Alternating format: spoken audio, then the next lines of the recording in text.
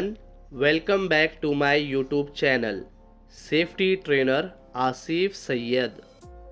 आज के इस वीडियो में हम लोग एक ऐसे इम्पॉर्टेंट टॉपिक के बारे में बात करने जा रहे हैं जो कि सेफ्टी प्रोफेशनल से इंटरव्यू सेशन में पूछा जाता है, जिसका नाम है लोअर एक्सप्लोसिव लिमिट और अपर एक्सप्लोसिव लिमिट। आइए देखते हैं लोअर एक्सप्लोसिव लिमिट और अपर एक्सप्लोसिव लिमिट क्या होता है। देखिए, लोअर एक्सप्लोसिव लिमिट का शॉर्ट फॉर्म है LEL और अपर एक्सप्लोसिव लिमिट का शॉर्ट फॉर्म है UEL। और लोअर एक्सप्लोसिव लिमिट और अपर एक्सप्लोसिव लिमिट का एक और नाम भी है। तो लोअर एक्सप्लोसिव लिमिट का दूसरा नाम है लोअर फ्लेमेबिलिटी लिमिट यानी LFL और अपर एक्सप्लोसिव लिमिट का दूसरा नाम है अपर फ्लेमेबिलिटी लिमिट UFL। अगर आपको LEL और UEL अच्छे से पता है, लेकिन इंटरव्यू में आपसे पूछ लिया कि बताइए लोअर फ्लेमेबिलिटी लिमिट और अपर फ्लेमेबिलिटी लिमिट क्या होता है, तो आप क्या कहोगे? इसका आंसर तो नहीं आता मुझे। जी, इस प्रॉब्लम से बचने के लिए आपको चाहिए कि क्वेश्चन अच्छे से समझ जाइए और भी क्वेश्चन को किस तरीके से पुकारा जाता है वो भी आपको पता होना चाहिए। चलिए वीडियो को शुरू करते हैं। ये चीज़ जान लीजिए कि कोई भी फायर का टॉपिक हो, आपको ये चीज़ कभी भी नहीं भूलना है कि फायर यानी कि आग या एक्सप्लोशन होने के लिए 3 कंडीशन का मिलना बहुत ही ज़्यादा ज़रूरी है, जो कि फायर ट्रायंगल है, ऑक्सीजन, हीट और फ्यूल का। तो सबसे पहले इसमें अगर फ्यूल है तो fuel example solid, liquid, gas और मेटल के फॉर्म में होता है। दूसरे नंबर पे है ऑक्सीजन यानी कि एयर, जो कि एग्जिस्ट करता है सर्टेन प्रोपोर्शन में अर्थ एंड एटमॉस्फेयर पे। तीसरे नंबर पे आता है हीट यानी कि इग्निशन सोर्स, जैसे कि स्पार्क हो गया, फ्लेम हो गया, लाइटर हो गया, माचिस हो गया, कोई भी इलेक्ट्रिसिटी हो गया, स्मोकिंग हो गया, फ्रिक्शन हो गया, हॉट सरफेस हो गया, स्टैटिक हो गया। ये सारा का सारा हीट सोर्स यानी कि इग्निशन सोर्स उसे कहते हैं या कंबस्टिबल सब्सटेंस कहते हैं। गौर करने वाली बात यह है कि आज का जो हमारा कॉन्सेप्ट है यानी जो सवाल है LEL और UEL, उसके अंदर जो हमारा फ्यूल है वो है फ्लेमेबल गैस और वेपर। ऑक्सीजन जो कि सर्टेन प्रोपोर्शन में चाहिए होता है वो हम देखेंगे percentage by volume in air. अभी इसका आगे अच्छे से हम समझ लेंगे। और इग्निशन सोर्स यानी कि हीट सोर्स कुछ भी हो सकता है, स्पार्क, फ्लेम, जो भी है। दूसरी बात उसकी ये है कि जो फ्यूल और ऑक्सीजन का रेशियो जो चाहिए ना, वो हर कंबस्टिबल गैस और वेपर के लिए अलग अलग है। जैसे कि बहुत सारे गैस है, जैसे H2S गैस हो गया, अमोनिया गैस हो गया, मीथेन गैस हो गया, तो ये सबका LEL और UEL अलग अलग है। आगे हम इसको भी देखेंगे अच्छे से। और ये जो टर्म्स है ना LEL और UEL का, वो बहुत ही क्रिटिकली इम्पॉर्टेंट है बहुत सारे वेरियस इंडस्ट्रीज़ में, जैसे कि ऑयल एंड गैस इंडस्ट्रीज़ हो गया, पावर जनरेशन इंडस्ट्रीज़ हो गया या कंस्ट्रक्शन इंडस्ट्रीज़ हो गया, स्पेशली जब वो डीलिंग करता है एक्सप्लोसिव गैस के साथ। तो आइए वीडियो को शुरू करते हैं। देखिए, lower and upper explosive limit जो होता है ना, उसके अंदर सबसे पहला जो रोल होगा ना, वो फ्लेमेबल गैस या फिर फ्लेमेबल वेपर का होगा। वो एक करेक्ट प्रोपोर्शन में होगा, यानी हर गैस का अलग अलग LEL होता है, UEL होता है, वो हिसाब से मैं बात कर रहा हूँ। तो उसमें कोई भी फ्लेमेबल गैस या वेपर जो होगा ना, वो एक सर्टेन परसेंटेज में एयर से मिल जाएगा। जब वो फ्लेमेबल गैस या वेपर पहला, दूसरा जो है एयर, उसमें मिक्स हो जाएगा तो वो हो जाएगा गैस एयर मिक्सचर, या तो उसका दूसरा नाम है फ्लेमेबल मिक्सचर। अब ये फ्लेमेबल गैस और वेपर एयर की मदद से यानी फ्लेमेबल मिक्सचर बन चुका है। अब इसमें जो दूसरा रूल जो आएगा ना, वो होगा इग्निशन सोर्स का। अगर इग्निशन सोर्स इससे मिल जाता है, इंट्रोड्यूस हो जाता है या कांटेक्ट में आ जाता है, तो या तो फायर होगा या तो एक्सप्लोड होगा। इतना आपको अभी तक समझ में आ गया होगा। आइए डेफिनेशन देखने से पहले इसको मैं पॉइंट वाइज आपको समझाने की कोशिश करता हूँ। लोअर एक्सप्लोसिव लिमिट, ये एक लोवेस्ट या तो मिनिमम, लोवेस्ट बोलिए या मिनिमम बोलिए, एक ही बात है। ये एक लोवेस्ट कॉन्सेंट्रेशन है। कितना concentration? Percentage by volume in air. ठीक है, एक लोवेस्ट, एक कम मात्रा में। क्या है ये?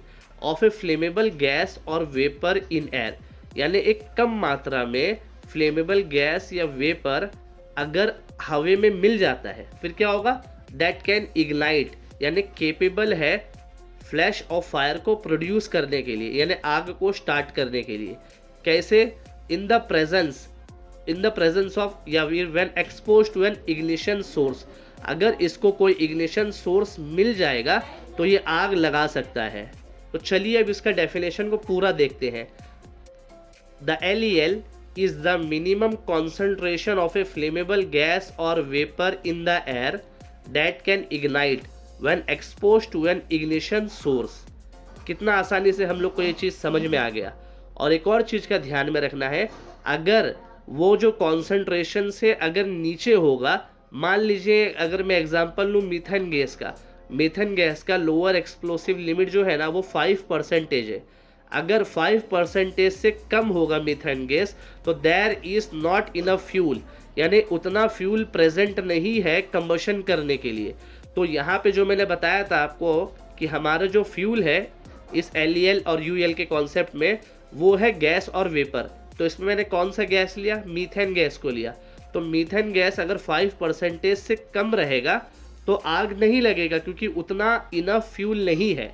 इसीलिए इसका दूसरा नाम है, जब ये सारी चीज़ हो जाता है तो हमें एक लाइन ज़रूर बोलना है। मान लीजिए इस आंसर का समझो ये दिल है, तो उसको हम कहते हैं टू लीन टू बर्न, या टू लीन टू इग्नाइट, या too lean to explode. Famous है टू लीन टू बर्न, तो आपको यही कहना है टू लीन टू बर्न। उम्मीद करता हूँ आपको लोअर एक्सप्लोसिव लिमिट अच्छे से समझ में आ गया होगा। अब मैं एक वीडियो के माध्यम से आपको LEL समझाने की कोशिश करता हूँ। फ्लेमेबल मिक्सचर बनने के लिए फ्यूल और ऑक्सीजन का रेशियो, यानी कि हर एक गैस और वेपर का रेशियो अलग अलग होता है। अभी के मैं इस वीडियो में एग्जाम्पल के तौर पे ले रहा हूँ मीथेन को।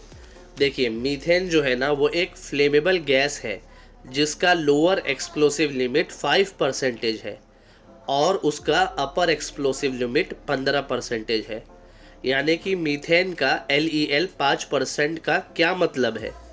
कोई भी ऐसा एटमॉस्फेयर या फिर कंटेनर या फिर कंडीशन जिसमें मीथेन का कॉन्सेंट्रेशन 5% है और बाकी का 95% एयर है। कहने का मतलब ये है मीथेन एयर के साथ फ्लेमेबल मिक्सचर क्रिएट करता है और इग्निशन सोर्स की मदद से आग लग जाती है। लेकिन अगर मीथेन का कॉन्सेंट्रेशन 5% से कम रहेगा, यानी कि 4 रहेगा, 3 रहेगा, तो एयर के साथ मिलकर फ्लेमेबल मिक्सचर वो नहीं क्रिएट कर पाएगा और फिर इग्निशन सोर्स यानी कि हीट सोर्स होने के बावजूद भी आग नहीं लगेगा। समझाने के लिए आपको मैं बताता हूँ कि देखिए 100% टोटल सेट है और आग लगने के लिए मीथेन को चाहिए 5%। अब 100 में से 5 माइनस हो गया तो कितना बचा? 95, यानी 95% एयर होगा और 5% मीथेन होगा तो आग लगेगा। लेकिन मान लीजिए 4% या 3% मीथेन है, मीथेन जो कि एक फ्यूल है हमारे इसमें आज के टॉपिक में, तो फ्यूल अगर 3% है, एयर कितना हो गया? 97, यानी एयर ज़्यादा हो गया और फ्यूल कम हो गया। जो कि फ्यूल कम हो गया, अब आग नहीं लगेगा क्योंकि मिनिमम कॉन्सेंट्रेशन वो जो फ्लेमेबल गैस है या वेपर है वो होना चाहिए LEL का। मीथेन के लिए 5%, अगर 5 नहीं है तो आग नहीं लगेगा। उम्मीद करता हूँ आपको एग्जाम्पल के माध्यम से LEL अच्छे से समझ में आ चुका होगा। चलिए अब हम चलते हैं हमारे दूसरे क्वेश्चन की ओर, जो कि है UEL यानी कि अपर एक्सप्लोसिव लिमिट। अपर एक्सप्लोसिव लिमिट यानी कि UEL और UFL, यानी अपर एक्सप्लोसिव लिमिट UEL और अपर फ्लेमेबिलिटी लिमिट यानी कि UFL। देखिए अब क्या होता है, इसका डेफिनेशन देखते हैं। UEL जैसा वो LEL था, लोवेस्ट कॉन्सेंट्रेशन है ना, तो इसमें हो जाएगा हाईएस्ट कॉन्सेंट्रेशन। उसमें था मिनिमम कॉन्सेंट्रेशन, इसमें हो जाएगा मैक्सिमम कॉन्सेंट्रेशन, बस इतना ही, बाकी सारा का सारा सेम है। The UEL is the maximum concentration of a flammable gas और vapour in the air that can ignite when expose to an ignition source. कहने का मतलब ये है, ये एक मैक्सिमम कॉन्सेंट्रेशन है उस फ्लेमेबल गैस या वेपर का, यानी कि मीथेन गैस का, जो कि हमारा UEL है 15% और LEL था 5% मीथेन गैस का। तो ये जो 15% अगर मेरा UEL पहुंच जाता है और वो एयर के साथ मिल के, यानी 15 प्लस 85 इज इक्वल टू 100% हो गया। अगर ये एयर के साथ मिक्स हो जाता है और ये इग्नाइट यानी कि फायर और एक्सप्लोशन कर सकता है, अगर ये एक्सपोज हो जाता है इग्निशन सोर्स से। इग्निशन सोर्स यानी कि हीट और यानी ओपन फ्लेम्स, माचिस वगैरह, ये सब स्पार्क होता है ना, ये सारा का सारा इग्निशन सोर्स में आता है। और इसके बाद यानी अबव दिस कंसंट्रेशन, यानी कि 15% ऑफ मीथेन अगर है, उसके ऊपर अगर इस कॉन्सेंट्रेशन को रीच कर जाता है तो क्या होगा, अब ऑक्सीजन नहीं रहेगा, there is not enough oxygen present for combustion to occur, यानी अब ऑक्सीजन नहीं है।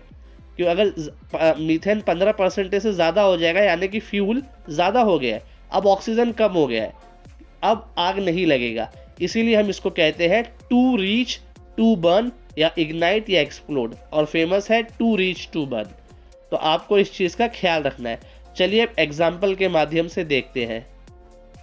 हमारे एग्जाम्पल में मीथेन गैस की UEL यानी कि अपर एक्सप्लोसिव लिमिट 15% है। अगर कोई भी ऐसा एटमॉस्फेयर या कंडीशन या कंटेनर जिसमें मीथेन गैस का कॉन्सेंट्रेशन 15% है, तो इस गैस में एयर का कॉन्सेंट्रेशन होगा 85%, और इस गैस में मीथेन यानी कि 15% और एयर यानी कि 85%, यानी कि हो गया 100 पूरा।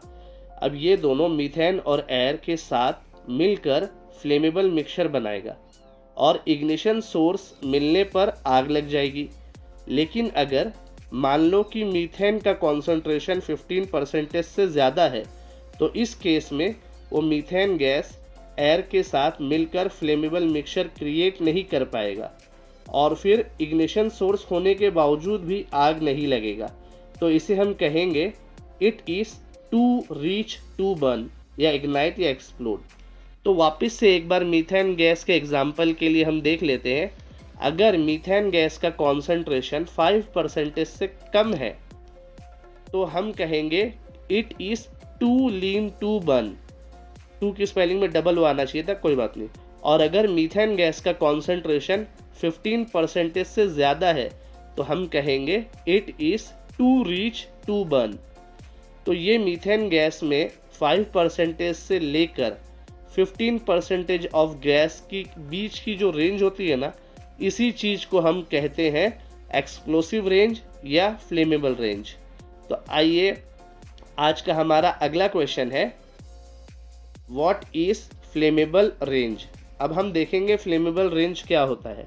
देखिए, flammable range is the concentration range between the LEL and UEL of a flammable gas और वेपर इन एयर। मतलब कि अगर मैं मीथेन गैस का ही एग्जांपल लूँ तो जो ये 5% यानी 0 से लेके 100 तक है, और 0 के बाद 1 2 3 4 5 ये है हमारा LEL मीथेन का। फिर 6 7 8 9 करते करते 15 तक ये है हमारा UEL।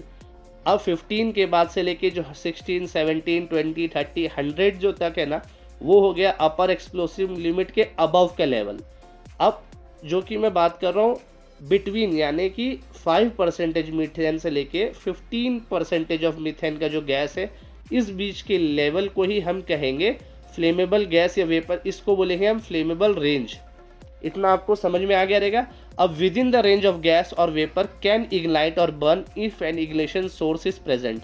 यानी कि ये जो 15% मीथेन गैस का LEL से लेके अपर एक्सप्लोसिव लिमिट यानी मीथेन गैस का 15% तक 5 से लेके 15 तक के जो बीच में है ना, अगर ये गैस इसके अंदर एक्सप्लोसिव रेंज है, इसके बीच में अगर हीट सोर्स अगर इंट्रोड्यूस होता है, इग्निशन मिलता है, तो क्या हो जाएगा, आग लग जाएगा।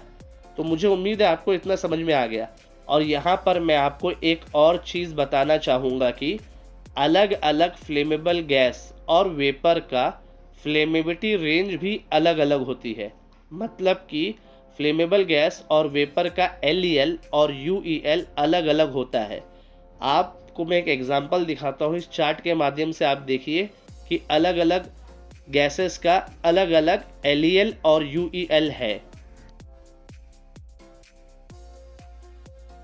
और एक ज़रूरी बात जानने से पहले मैं आपको कहना चाहूँगा, ये जो LEL और UEL की वैल्यू होती है ना, वो नॉर्मल एटमॉस्फेरिक कंडीशन के हिसाब से होती है।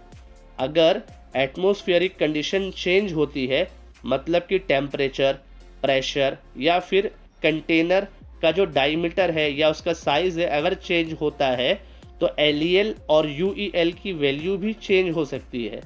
और अगर LEL और UEL की वैल्यू चेंज हो गई, अगर चेंज हो जाती है, तो फिर फ्लेमेबिलिटी रेंज जो होता है ना, उसकी भी वैल्यू चेंज हो जाती है। और ज़्यादातर आपको ये LEL UEL कहाँ मिलेगा, ये सब आपको MSDS के अंदर मिल जाएगा। तो अगर आपको MSDS, जो आज के टाइम पे HDS है, मटेरियल सेफ्टी डेटा शीट को आप सेफ्टी डेटा शीट कहते हैं, अगर आपको इसके बारे में और ज़्यादा जानकारी चाहिए तो आप मेरा MSDS सीरीज़ का मेरे चैनल पर जाके देख सकते हैं। उम्मीद करता हूँ आपको ये वीडियो बहुत पसंद आया होगा, इस टॉपिक के बारे में कॉन्सेप्ट क्लियर हो गया होगा।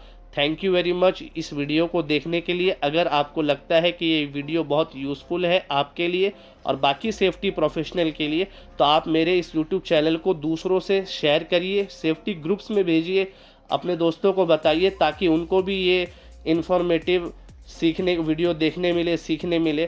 तब तक के लिए मिलते हैं किसी और वीडियो में किसी और न्यू टॉपिक के साथ। तब तक के लिए गुड बाय, टेक केयर।